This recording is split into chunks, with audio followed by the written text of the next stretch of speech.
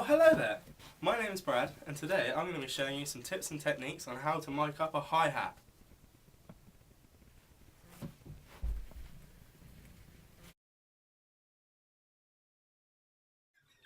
This is a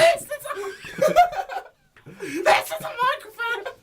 Right, first things first, you want to make sure that the pole of the boom stand is not touching the floor, because otherwise it will pick up the vibrations and send them through the mic, and you do not want that. And then also you want to make sure that all of the little tightening things are tight enough, but not too tight, so that it doesn't droop, because you don't want your mic to droop and get closer to the source of sound. And basically you want to make sure that all the leads are coiled nicely and tucked away so they're sort of hazardless. Hello, Right, with the placement of the mic as well, there's no sort of like right or wrong way, it all depends on the sound that you want. But basically I go by sort of putting it slightly off axis, like off centre, and aiming away from the rest of the kit. Like, because this particular mic is a cardioid pickup pattern, or super cardioid, it will reject most of the sound from behind and some from the sides, so it'll mainly pick up from where it's pointing at. So if you aim it away from the rest of the kit, you're less likely to get bleed from the snare and other parts of the kit, which is good when you are spot micing and focusing on specific parts. Basically, with positioning as well, you don't want it sort of like aimed down, sort of like this, because every time like the hi-hat's like open, then you'll get a puff of air from the side, and you don't want that. And you don't want it sort of like aiming across, because then you get bleed.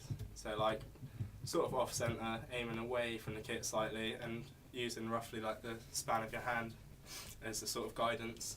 But again, it's all down to personal preference and what sort of sound you're going for, really.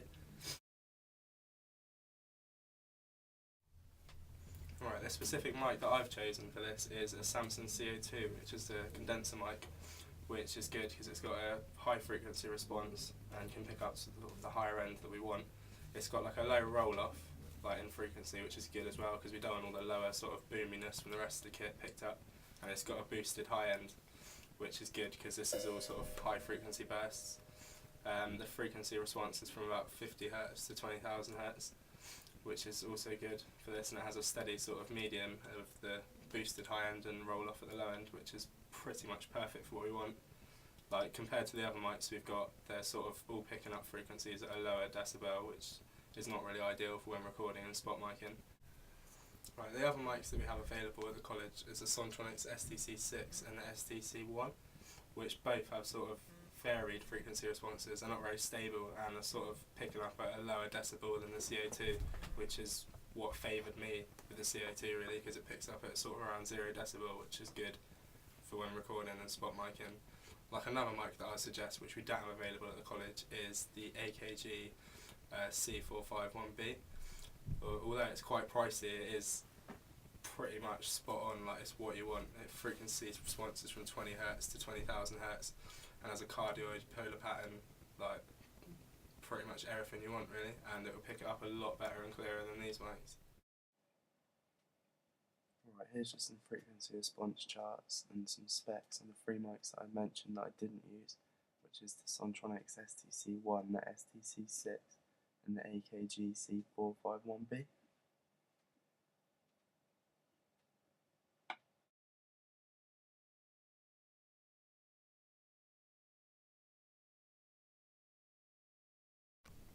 Right, with the mic placements, this is the sort of like about 6 inches away, sort of off centre, that I would suggest, and like this is the sort of sound you'll get from it. Like, and then like the closer you move it, sort of towards the sound source, it's going to be a lot louder and vicious. And then what you really don't want is to sort of aim it right at the edge of the hi-hat, because you'll get like a puff of air and then potential bleed from other instruments. Yeah, you don't really want to aim it towards the rest of the kit because you will pick up bleed. Obviously we don't have a full drum kit here, so we can't really demonstrate that, but you get the gist of sort of the sounds that you're going to get from it. So yeah.